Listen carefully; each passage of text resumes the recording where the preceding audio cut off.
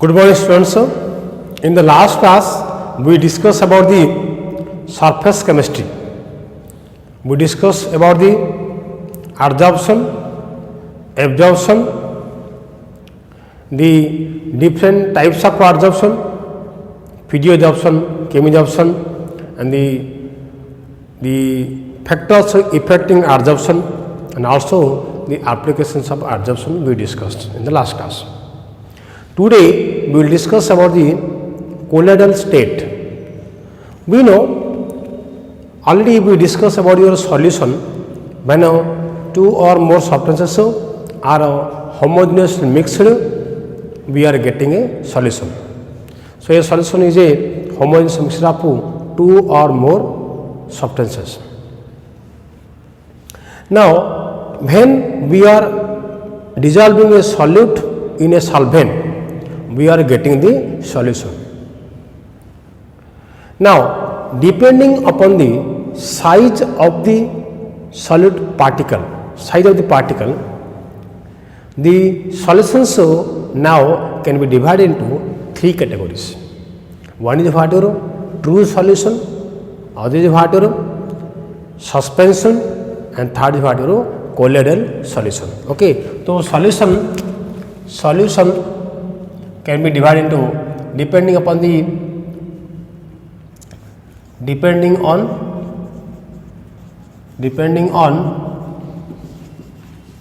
size of particle. Okay, solution can be your three kind.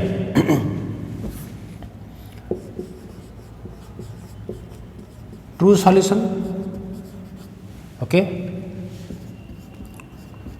suspension, and colloidal solution. Okay. So true solutions are those where the size of the particle is very small. That is what the size is even if less than 10 power of minus 9 meter. The particle size is less than 10 power minus 9 meter. They are called what? True solutions. And if the particle size is more than 10 power minus 6 meter, these are called what? Suspension. Okay. And if the particle size is in between 10 power minus 9 and 10 power minus 6, that is called what? Colloidal solution. Okay. Size what? In between 10 power minus 9 to 10 power minus 6 meter. Okay. These are called what? Colloidal solutions. Now these two solutions, colloidal solutions and suspensions, are three categories depending upon the size of the particles. Now we can distinguish them. See, the true solutions, they can be passed through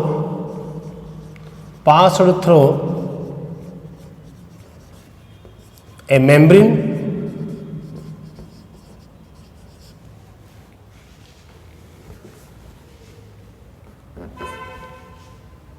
cannot pass membrane, cannot pass through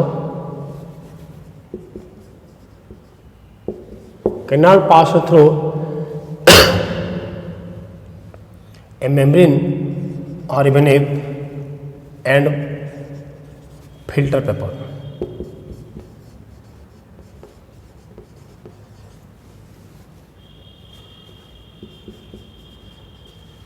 Because in true solution the particle sizes are very small, so the less than 10 power minus 9 meter, so the particles can pass through a semi permeable membrane, and also they can pass through a filter paper. In case of suspension, the particle size are large, okay, 10 to minus 6 meter. So the particles cannot pass through membrane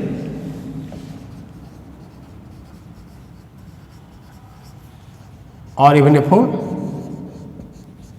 filter paper. Whereas in case of colloidal, the particles cannot pass through a membrane but can pass through a filter paper. Okay. Similarly, the true solutions, the particles cannot be seen through naked eye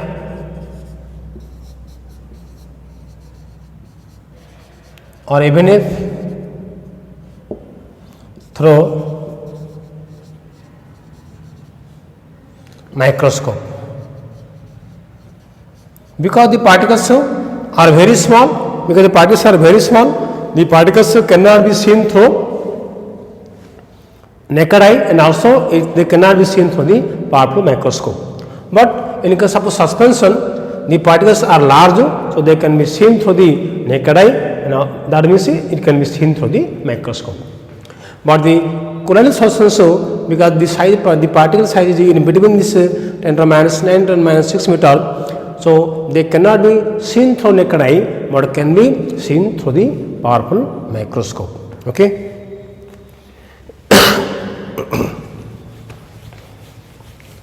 And again this the two solutions, in two solutions the particle size are very small, so they cannot settle easily, or they cannot settle,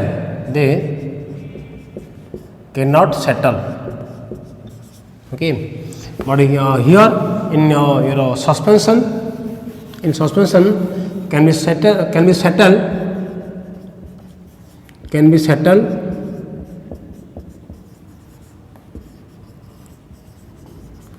under gravity, okay. And these colloidal particles can be settled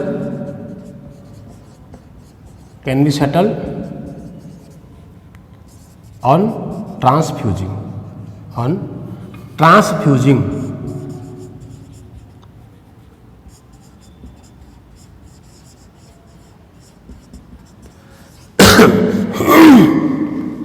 Okay. And so the particles of true solutions cannot be settled, and the particles of the suspension can be settled through gravity. But in case of colloidal solutions, the particles can be settled on transfusing. Okay. An example you can take two solutions. You can say your NaCl plus water. Okay. So there is salt water, sugar water, okay. And suspension you can say the solution of calcium carbonate in water, okay. Suspension, what you know, calcium carbonate in water, okay. And colloidal solutions, so you can take example of what you know, you can take your butter, you can take your milk, okay. Cloud, ice cream, okay. Star solution, okay. LS, dust, etc. Okay. So these are what you know, the different kind of colloidal solutions. Okay. So depending upon the size of the particle, the solutions can be true solutions, suspension, and colloidal solutions. Okay. And the two solutions, the particle size is less than 10 power minus 9 meter, and in suspension the particle size is what more than 10 to minus 6 meter. In colloidal solutions, the particle size is in between 10 to minus 9 and 10 to minus 6 meter. Okay. Now the true solutions, the particles cannot be seen through the naked eye, and even if microscope, suspension can be seen through the naked eye. In the colloidal, it cannot be seen through naked eye, but can be seen through the microscope. And here the particles are very small, so they can pass through a semi-permeable membrane, and also they can pass through filter paper. But in case of suspension, the particles cannot pass through the membrane, and even if through the filter paper. But in case of colloidal solution, the particle can pass through the filter paper, but not through the membrane. Okay. And these particles cannot be settled. This can be settled under gravity, and this can be settled on transfusing. Okay. And also one thing you can say, these true solutions are transparent and can diffuse rapidly. But in case of suspension, the particles are opaque and cannot diffuse. Okay. But in case of colloidal solutions, the particles are transparent but diffuse slowly. Okay. So these are about what true solution, suspension, and what the colloidal solution. Okay.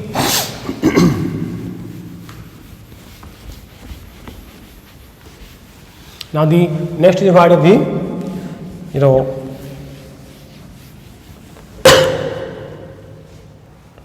phases of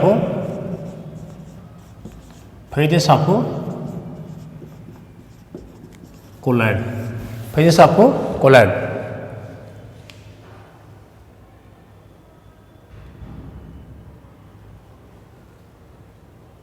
Next is your phases of colloid.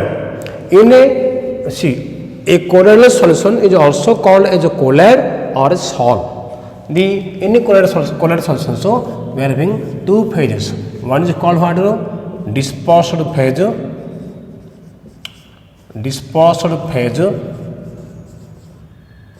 Another is called what? Dispersion medium.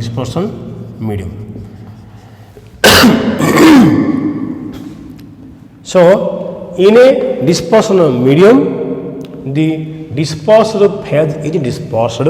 Okay. See, so if I take the example of suppose salt water, it's a two solution. Now if I take suppose milk is a colloidal solution. Suppose I take butter, it's a colloidal solution. Okay. So in the milk we have proteins, fats, okay, there in the water. So maximum quantity is your water, and where the proteins, the fats or oils are dispersed. So here the water is the dispersion medium, okay, and the fats and the proteins are the dispersed phase. So the dispersed phase is dispersed in the dispersion medium. Okay. Now classification of colloids.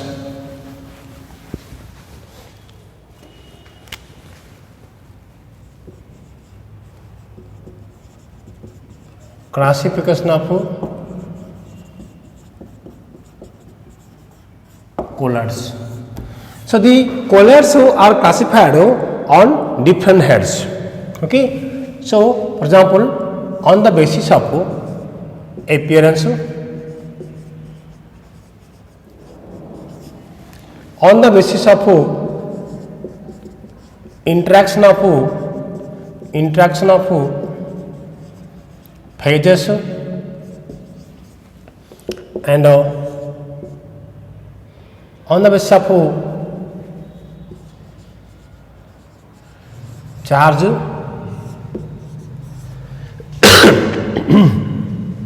and on the basis of your molecular size. Okay. So colloidal solutions can be classified on the basis of four heads, on the basis of appearance, interaction of phases, charge, and molecular size. So on the basis of appearance, the colloidal solutions can be of two kinds. It can be sol or can be gel. Okay. can be your salt, can be your gel. Okay. So if the colloidal solution appears to be rough, rigid structure, it's called your gel. And if the colloidal solution looks like a fluid, it is called what? The salt. Okay. So when the colloidal solution looks like a fluid, it is called what? Your salt. And when the colloidal solution looks like a rigid structure, it is called your gel. And the salt again can be what? The salt can be your three kind. One your alk salt, okay, bench salt, and hydrosol. Okay. So if in the colloidal solution, the dispersion medium is alcohol, it is called what? Your alk salt. If the dispersion medium is benzene, it is called your benz salt. And if the dispersion medium is your water, it is called your hydrosol. Okay.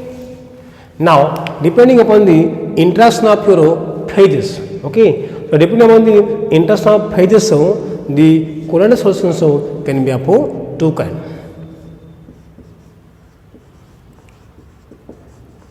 Lyophilic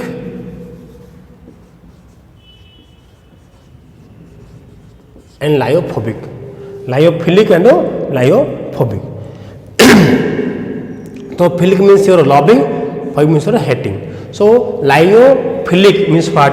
The solvent loving, and the lyophobic are the solvent hating. So those kind of colloidal solutions where the dispersed phase is having a great affinity for the dispersed medium, that is called what? Lyophilic salt or lyophilic colloidal solutions. Okay. Remember here in this case, the dispersed phase can form your hydrogen bond with the dispersed medium. So now the dispersed medium and dispersed phase are tied up with the help of a hydrogen bond. So you can say the dispersed phase is having a great affinity for the or loving tendency toward the dispersed medium. So this is called what? Lyophilic salt or lyophilic colloids. Whereas in case of lyophobic, the dispersed phase have no great affinity for the dispersed medium. So if in a colloidal solution the dispersed phase is not having great affinity for the dispersed medium, then that is called what? Lyophobic salt or lyophobic colloids. Okay. So if you compare here, what the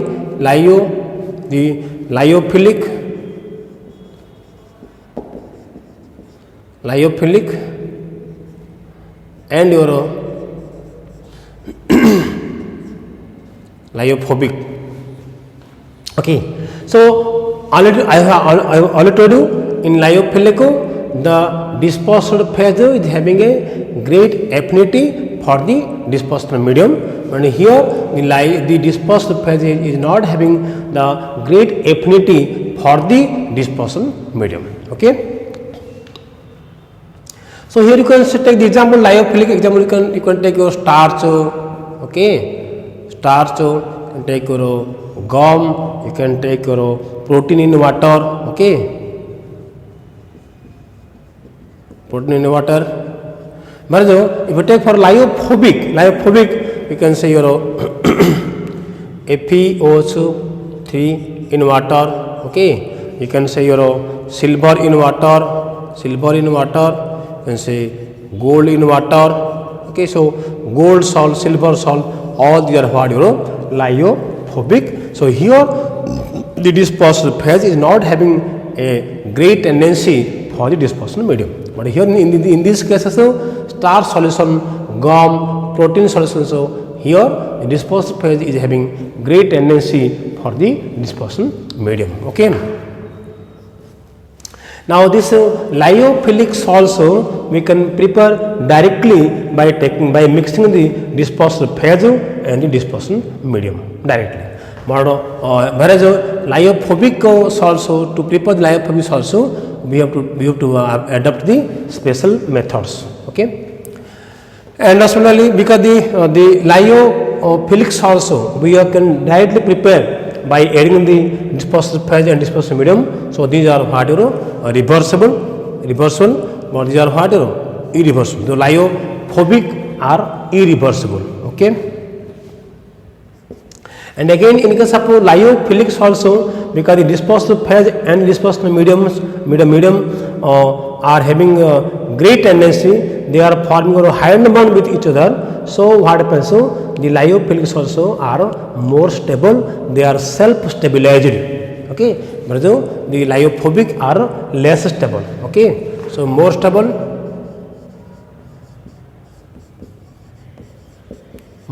and this what less stable. Now viscosity.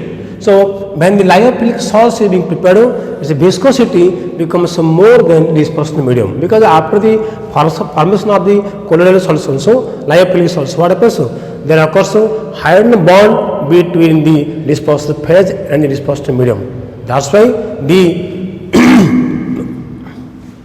the viscosity becomes more as compared to the dispersion medium, whereas in case of lyophobic, the viscosity remains same as per the dispersion medium. Okay, so here viscosity is more, here what same. Similarly, what surface tension becomes less. Surface tension becomes less, but here also becomes here same. Okay, so and again one kind of special property called the Tyndall effect that we will discuss later on. Tyndall effect is the scattering of light. The scattering of light, when the light falls upon the colloidal solution, so the light scatters, that is called what the Tyndall effect. And this Tyndall effect is given by the lyophilics also, but it is what in lyophobic it is not shown. Okay, so these are about lyophobic and lyophilic salts. Now, depending upon the classification of colloids, so depending on the charge. So depending on the charge, the colloidal solution so can be of two kinds. So it can be what the positive salt or can be what negative salt. Okay, so the positive salt so like you can see AlOH whole 3, you can see FeOH whole 3. Okay, so these are called what the positive salts, and negative salts like your sulfur, copper, gold, silver, they are called what negative salts. Okay. Now next is classification of colloids on the basis of what the molecular size. Okay. On the basis of molecular size, the colloids can be of three kinds. One is called what the multimolecular colloids.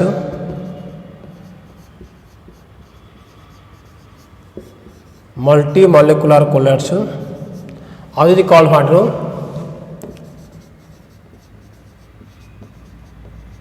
macromolecules, and third is called what the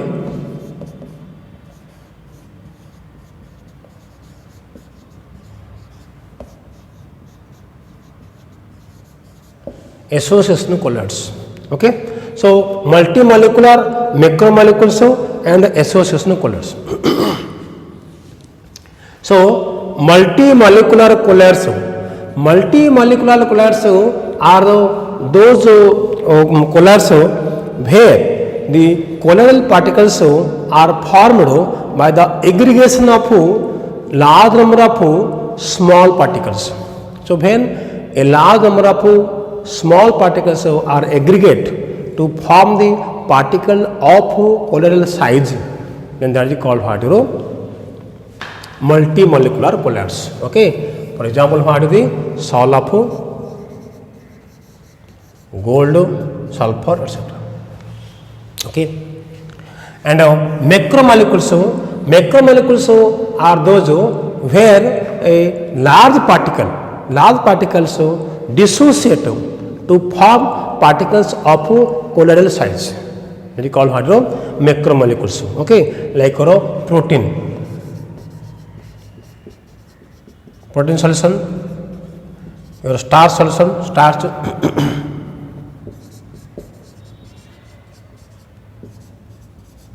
So we know proteins are the big molecules. They are the large molecules. So these large molecules dissociate to form what is the colloidal particles. So such kind of salts are called what, the macromolecules. Okay, and the associational colloids are those what here some kind of parts, some kind of particles of substance are there, which when we take in small amount they are behaving as a normal electrolyte, but if you take in large amount they are behaving as colloidal particles. Okay, so they can form colloidal solutions. So like a detergent. Okay, detergent.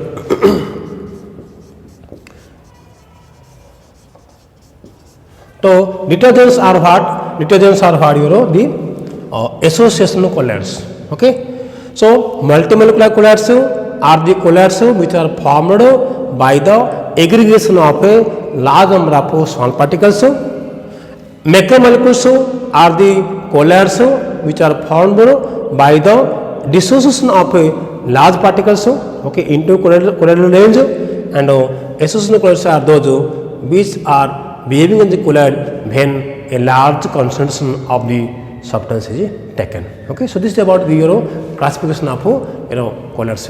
Now next to what is the applications of colloidal solutions. Okay. Okay, so now we will discuss about your properties of colloidal solutions. Okay, properties of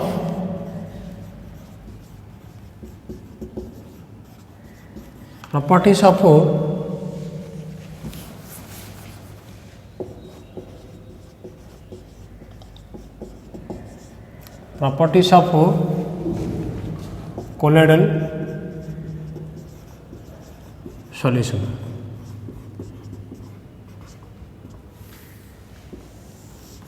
Okay.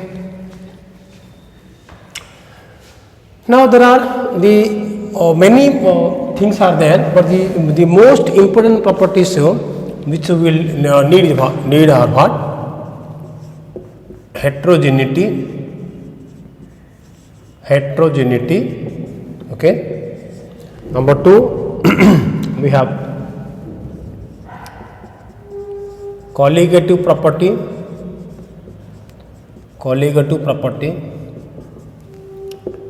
We have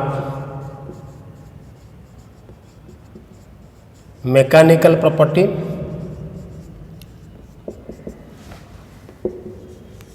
We have optical property.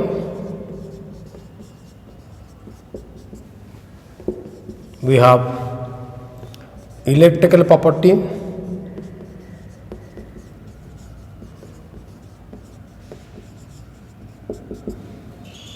And also we have the coagulation. So these are the some important properties of colloidal solutions. First of all, heterogeneity. Already we know in the colloidal solution we have the dispersed phase and the dispersed medium, and here the dispersed phase and the dispersed medium are not homogeneously mixed. Okay, so we are having the particles having the size of the range of 10 power minus 6 to 10 power minus 9 meter. Okay, so they are heterogeneous in nature. Now colligative property. Colloidal solutions are showing the property of osmosis, osmotic pressure.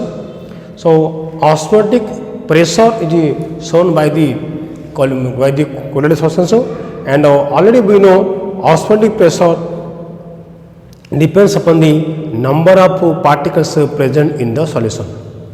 Okay, so because the osmotic pressure pi depends upon the number of the particles present in the solution, so osmotic pressure is a colligative property. That means the colloidal solutions are showing the colligative property. Next, what is the mechanical property? Mechanical property what? When we consider the colloidal solution, the colloidal particles having the size of the range 10 to the minus 6 to 10 to the minus 9 meter, such particles are moving randomly in a zigzag manner in the dispersion medium. So the dispersed phase are moving in the dispersion medium in a random and zigzag motion. So this zigzag motion of the dispersed phase in the dispersion medium is called what? Brownian movement. It is called what? Brownian movement. Okay, and this is the mechanical property. Okay, so we are having the colloidal particle.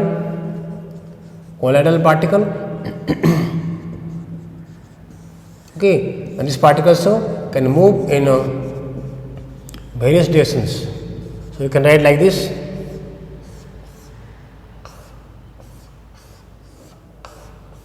Okay, so if you give direction like this, moves in this direction, then this direction, then this direction, then this, okay, and so on. Okay. So in this manner, the colloidal particles are moving. This is called what? This is called what? Brownian movement. Called what? Brownian movement. Okay. Next is what is the optical property. Okay. So what is the optical property?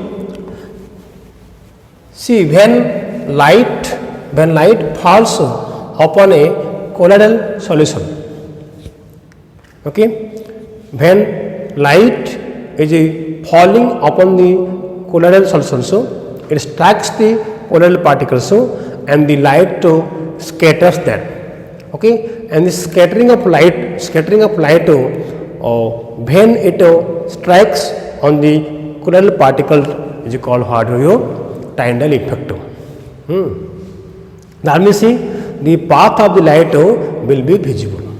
Okay, so while moving, when the light falls upon the colloidal particles, the path of the light becomes visible. That means the light is scattered. Okay, the scattering of light is called what? Tyndall effect. Okay.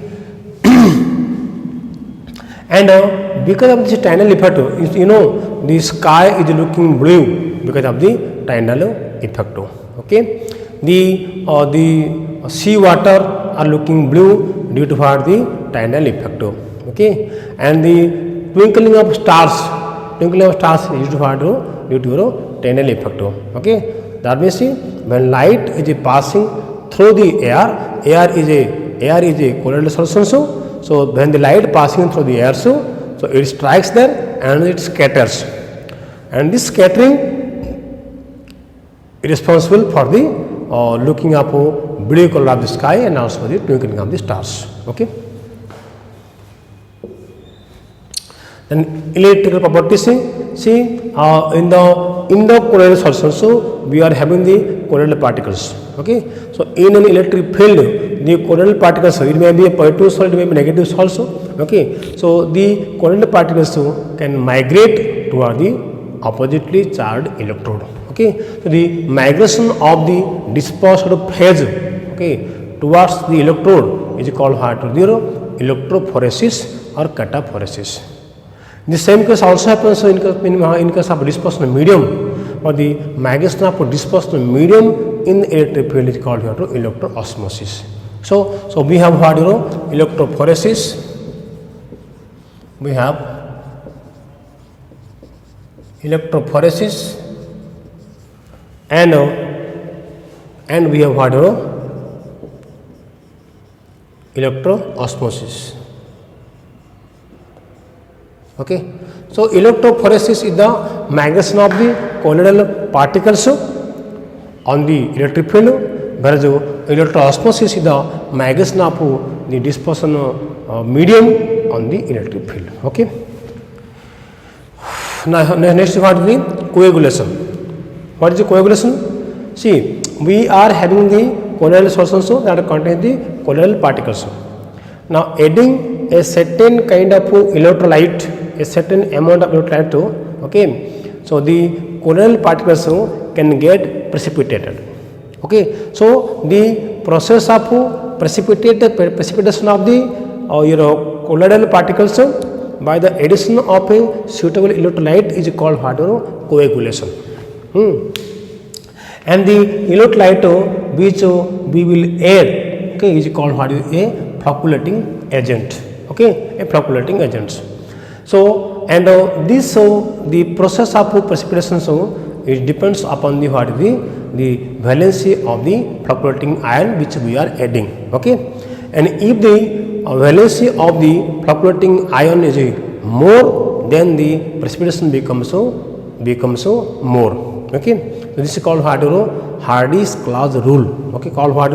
Hardy's clause rule. Okay.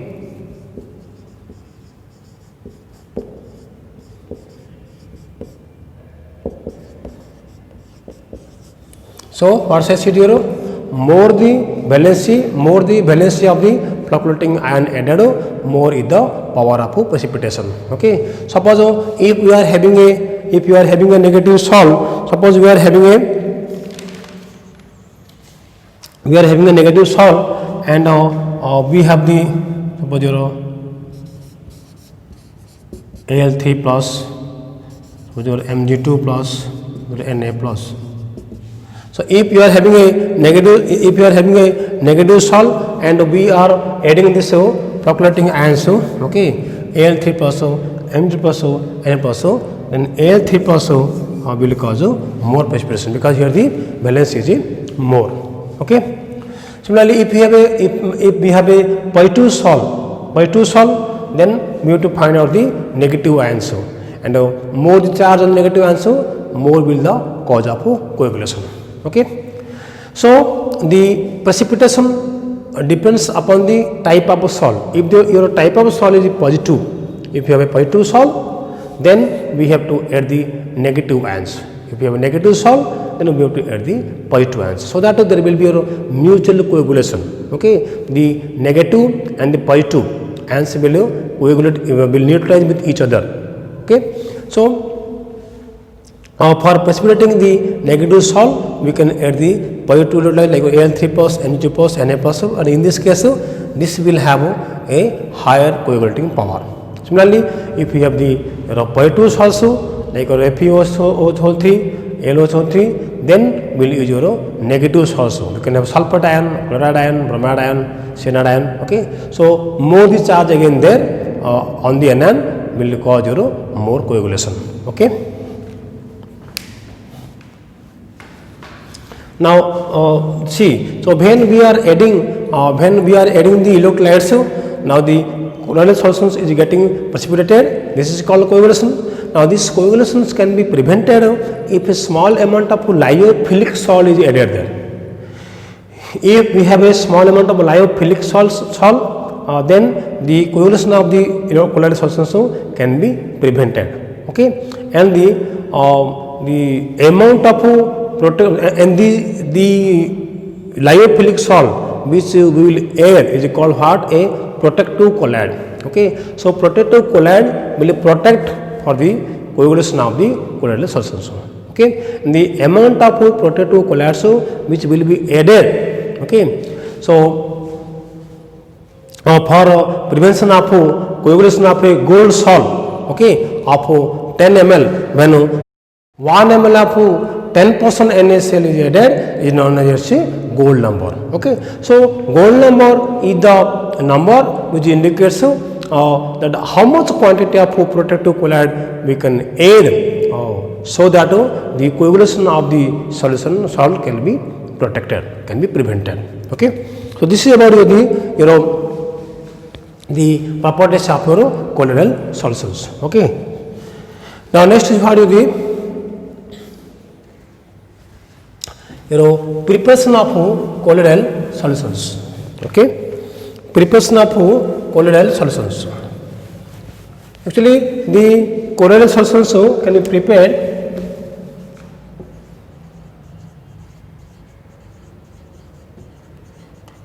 preparation of colloidal salts. Okay, so the colloidal solution there are two methods are there. One is what the dispersion method,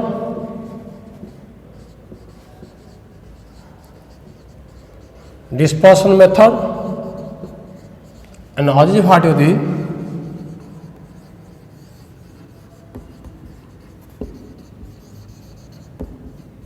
aggregation method.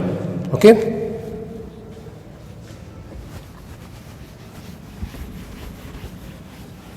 The dispersion method can be three types. One is mechanical dispersion, number two is Bradick's arc method, and the third one is the peptidization. So these three are the important dispersion methods for preparation of colloidal solutions. And here you see all the processes are the physical or mechanical methods. Okay, so we are preparing the colloidal solutions in a mechanical manner. Okay, whereas this aggregation method is one of the chemical method. It's a what? It's a chemical method for the preparation of colloidal solutions. Okay.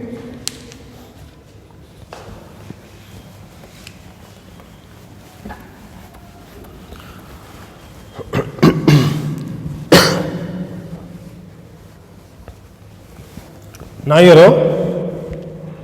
applications of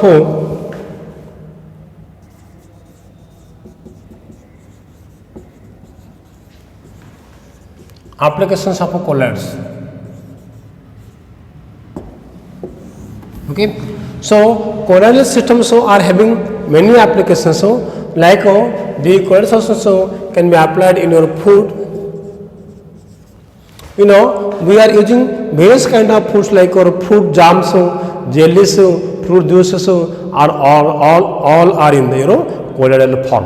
Okay, and also in medicines, many kind of medicines are using the jelly form, and basically surgical requirements, so we are using the xylocans and xylocan ointments.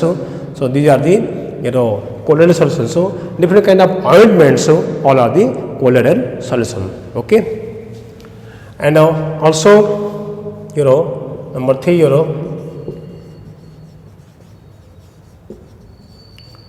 formation of delta. Okay, see the point where a river meets the sea. We know the river water contains the negative charged particles, negative ions like your silica. Okay, whereas the sea water contains basically the positive ions, the Na plus, K plus, etc. Now the point where the river enters into the sea, there occurs interaction between the negative particles of the river and the positive particles of the sea water. Okay, so there occurs neutralizations, and that is called precipitation. So when the precipitation takes place, now the muddy the mods or the dust will get precipitated and they will lying down. Okay, and this process when continues, they are forming a a large land area in the form of delta, okay, in the delta shape, that is called delta region. Okay, so delta regions are normally formed at the point where river meets the sea, because of what, the coagulation of the positive and negative particles of the river and the sea. Okay, it's called formation of delta. Okay, and also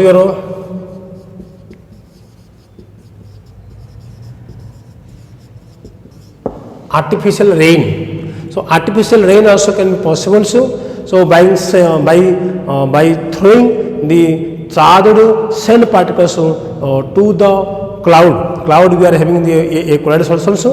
Okay, so to the cloud the charged sand particles can be thrown, so that precipitation will occur and the rain will happen. That is called artificial rain. Okay.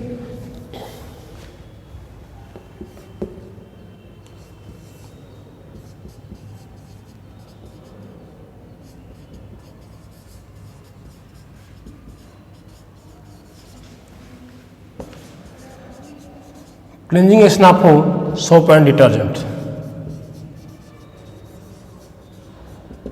Okay, so soap and detergents are used for the cleaning purpose of the dirt materials from the cloth. So the dirt materials from the cloth are being cleansed by the action of what, this properties of colloidal solutions. Okay.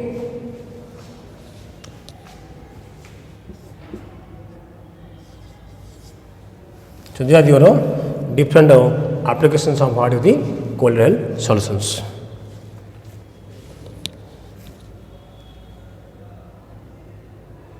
Next is your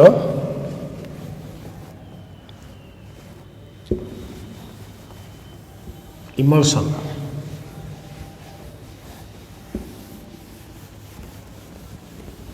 What is emulsion?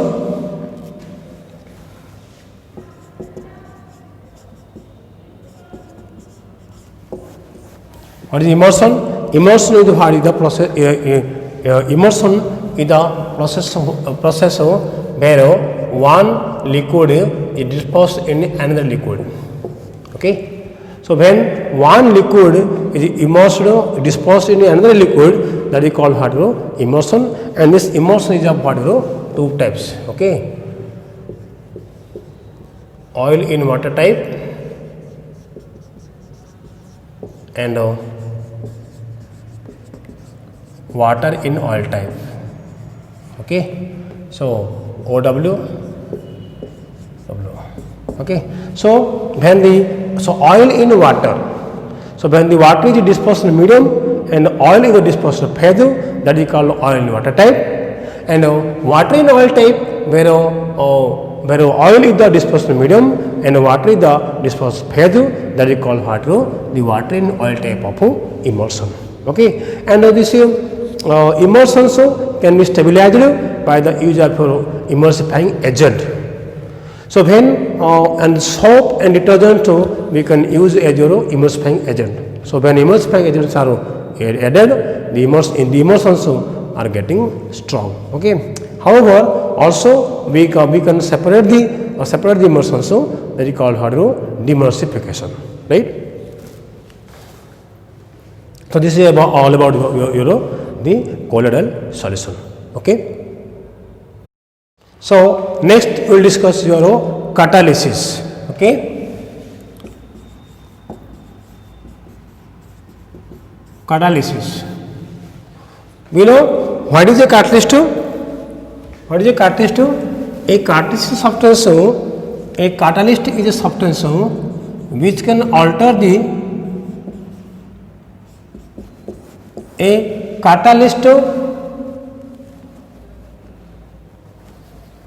catalysis. Okay. So what is a catalyst? A catalyst is a substance which can alter the rate of the reaction. Though previously it was believed that the catalysts can accelerate the rate of reaction only, but now we can say that the catalyst substance which can alter the rate of the reaction. Okay. However, we will consider about this increasing rate of the reaction. Okay. And the catalysts are increasing the rate of the reaction by showing an alternate path to the reaction where the activation energy is lowered. Okay. So, we know the chemical reactions are faster when the activation energy is low. So, catalyst is such a substance which can provide an alternate path where the activation energy is lowered. So, if you plot a graph like this, you can obtain like this. Okay. So, energy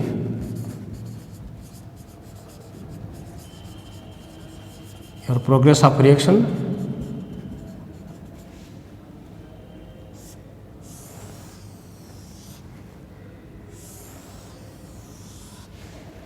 so this is called what you know, this is your EA. Okay, so this is your EA. Okay, and here this is your EA. This is called what? Uncatalyzed reaction. This is what?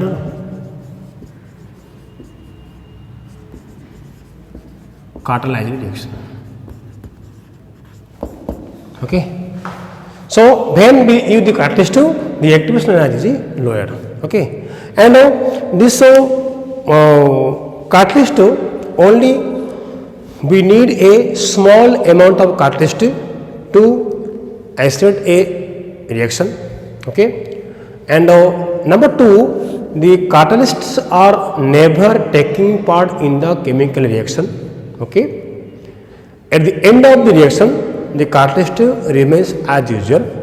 Okay, the composition remains as usual, the amount remains as usual. Only there can be a change of state. Okay. And the catalysts are always so specific in the reaction. Okay, so they are working at an optimum temperature. Okay, and we can use a specific catalyst for a specific purpose. Okay, so for any purpose we cannot use any catalyst.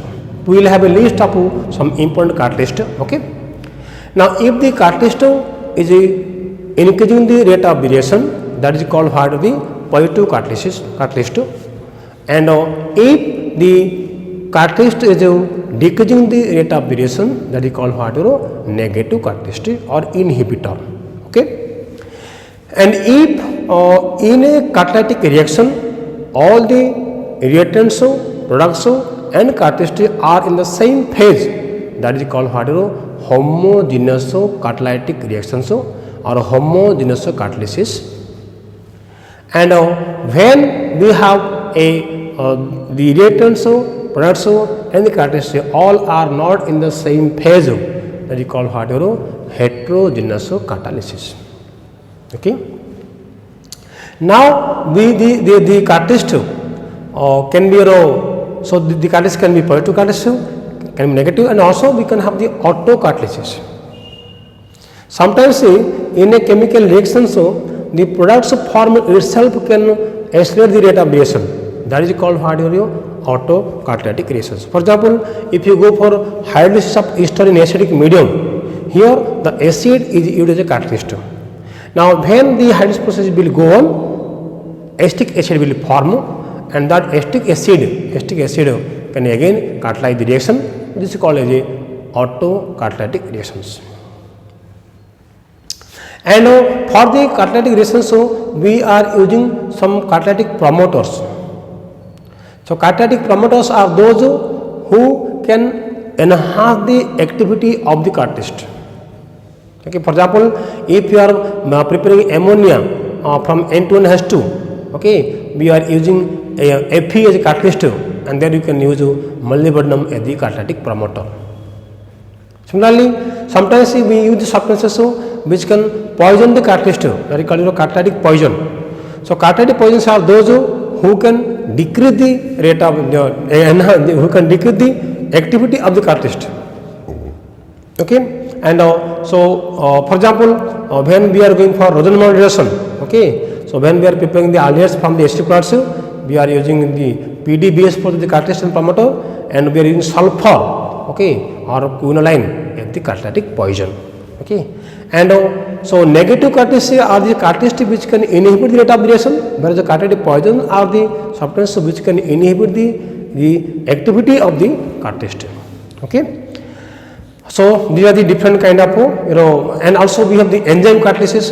Okay, so various kind of biochemical reactions which we are going on in our body that are being catalyzed by different kind of enzymes. This is called what? Enzyme catalysis. Okay, we have zymase, we have invertase, we have maltase. So there are different kind of enzymes which are converting one organic compound into another organic compound. And also in our body we are having different kind of enzymes. That enzymes are helping us for the digestion of our food. Okay, so it is called enzyme catalysis. Now let us have a list of different kind of important catalysts. Already we discussed in your various chapters. Now let us have a list of the important catalysts. Okay. Okay, so there are the some list of catalysts, the catalytic reactions, what catalyst you are using, and what kind of promoter and poison we are using. Okay, you see manufacture of ammonia by Haber's process, where N2 and 3H2 we are giving 2NH3. So there we can use your Fe as a catalyst. Okay. And this Fe catalyst can be, the activity can be promoted by using a molybdenum or using a mixture of Al2O3 and K2. Similarly, for same process, so if you have trace amount of cobalt is there, then that can poison the activity of the catalyst Fe. So whenever we are using the iron catalyst, the cobalt present, CO present must be removed. Similarly, Bosch process for the preparation of H2 from water gas. Finally, divided iron we are taking as a catalyst. There copper you can use as a catalytic promoter. Okay, so similarly, isomerization of hydrocarbons or AlCl3 we can use as a catalyst, and the HCl or H2O we can use as a catalytic promoter. Okay, and contact process for the manufacture of sulfuric acid. We can use the catalyst as a partner as asbestos or V2O5, and H2O3 we can use as catalytic poison. Okay, poison here. Okay, and decomposition of H2O2 we are using colloidal platinum as a catalyst, and that can be the activity can be decreased by using what? Hessian as a catalytic poison. Similarly, hydrogenation of oil, where nickel we can use as a catalyst, and this can be poisoned by using bromine vapors. Okay, this is all about the surface chemistry, colloidal stato, and the catalysis. Okay, thank you.